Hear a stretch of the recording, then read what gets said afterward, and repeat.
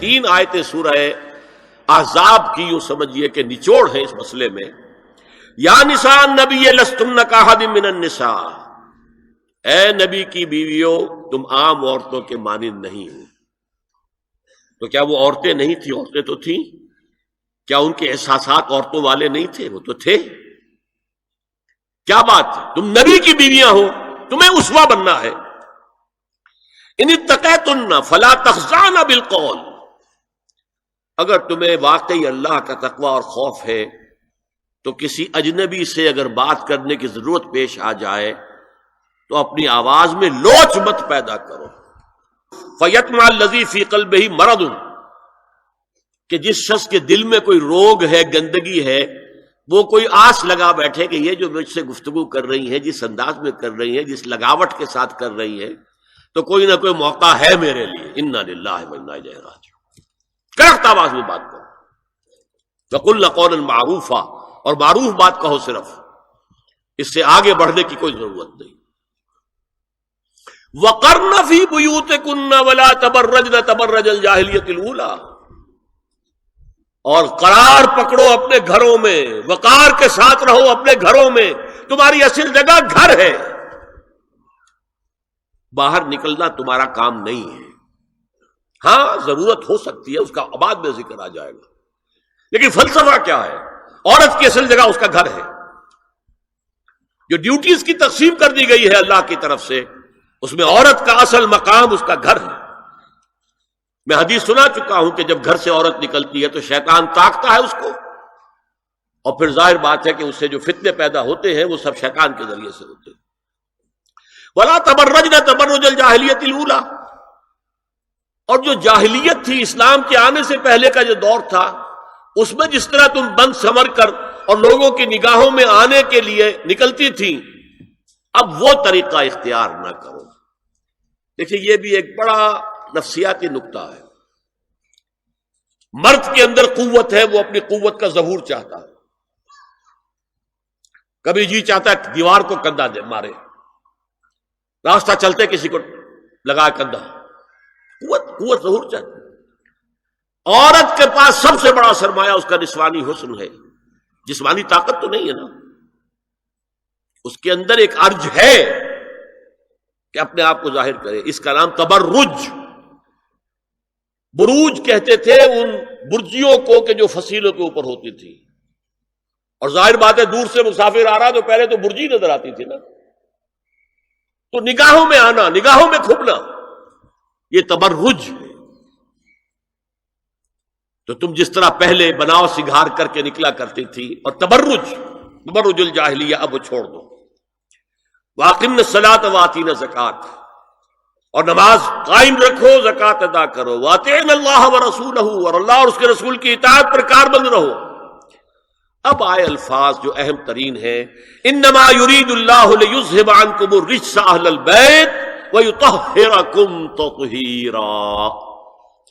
اے نبی کے گھر والیوں، اللہ یہ چاہتا ہے کہ تم سے ہر طرح کی برائی، ہر طرح کی ناپاکی کو دور کر دے اور تمہیں پاک کر دے. پاک کرنا کر، خوب خوب خوب خوب. تطہیرا، یطہرکم تطہیرا. کیوں؟ تمہیں نمونہ بننا ہے، تمہیں اسوہ بننا ہے.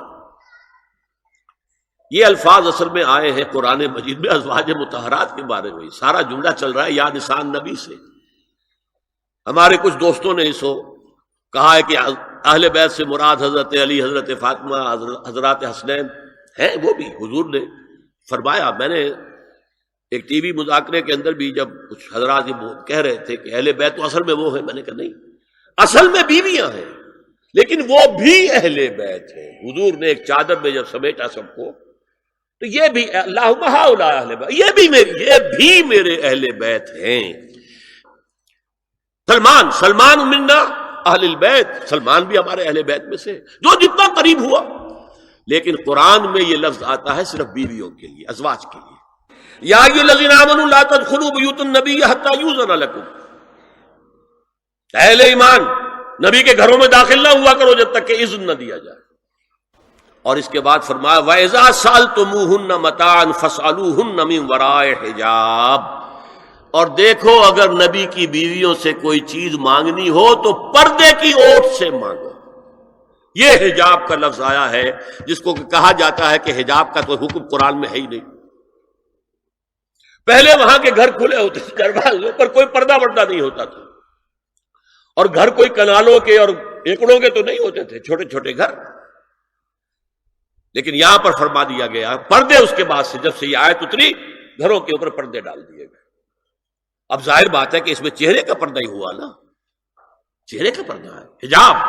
اسی کو حضرت عائشہ نے آیت الحجاب قرار دیا ہے. اور پھر دیکھیے جو ریئلزم ہے, ریئلزم میں نے کہا تھا نا کہ اللہ نے بھی فرمایا کہ سب سے زیادہ محبت انسان میں عورت کی ہے.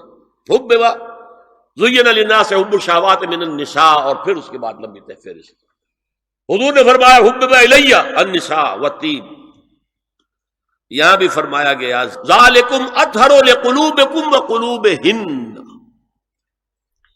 یہ زیادہ پاکیزہ بات ہوگی تمہارے دلوں کے لیے بھی اور ان کے دلوں کے لیے بھی. اگر نبی کی بیوی بے حجاب تمہارے سامنے آ جائے گی تو وہ نبی کی بیوی ہے اور ازواج مطہرات ہونے کی حیثیت سے تمہاری ماں بھی ہے, لیکن ایک عورت بھی تو ہے. اور تم چاہے صحابی ہو کچھ بھی ہو, تم مرد بھی تو ہو. یہ مرد اور عورت کے درمیان جو کشش ہے یہاں بھی اس کا صاف. نبی کی بیویوں کو بھی یہ نہیں کہا کہ اس سے ماوراء ہے, معصوم تو کوئی نہیں نبی کے علاوہ. وہ تو اللہ کہہ رہا ہے ہم تمہیں پاک کر دینا چاہتے ہیں, پوری طرح پوری طرح پوری طرح پاک کر دینا چاہتے ہیں تاکہ تم تمام خواتین امت کے لیے اسوہ بن جاؤ. فرمایا یہ جو پردے کی اوٹ سے کوئی شے لینا دینا ہے اس سے یہ تمہارے دلوں کے لیے بھی زیادہ پاکیزہ بات ہے, ان کے دلوں کے لیے بھی. یہ ہے اللہ تعالی کا حکم سورہ احزاب کے اندر. اس کے بعد اسی سورہ احزاب میں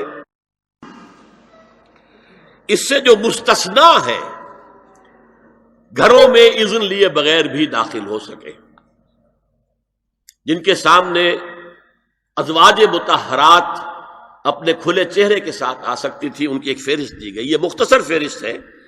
لا جناح علیہن فی آبائہن ولا ابنائہن ولا اخوانہن ولا ابناء اخوانہن ولا ابناء اخواتہن ولا نسائہن ولا ما ملکت ایمانہن واتقین اللہ ان اللہ کان علی کل شیء شہیدا.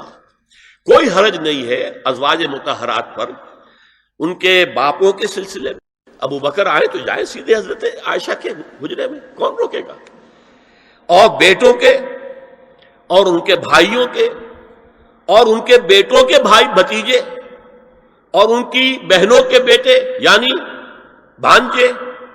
ولا نسائہن, نسائہن اس کو میں چاہتا ہوں نوٹ کریں آپ, اپنی عورتیں, جان پہچان کی عورتیں, اجنبی عورتیں نہیں. اس پر مزید گفتگو ہوگی سورہ نور کے حوالے سے. ولا ما ملکت ایمانہن, اور جو ان کے ملک یمین ہیں. ان میں ایک رائے یہ ہے کہ مراد صرف باندیاں ہیں اور ایک مراد یہ ہے کہ اس میں مرد غلام بھی شامل ہیں. ایک رائے یہ ہے کہ مرد غلام جب تک کہ ابھی وہ بالغ نہ ہو, بچہ ہو. بہرحال یہ آراء ہے علیحدہ. هي الحلقات تحفظني بآيات من القرآن, هي الحلقات تملأني بحب المصطفى العدنان, هي الحلقات تحفظني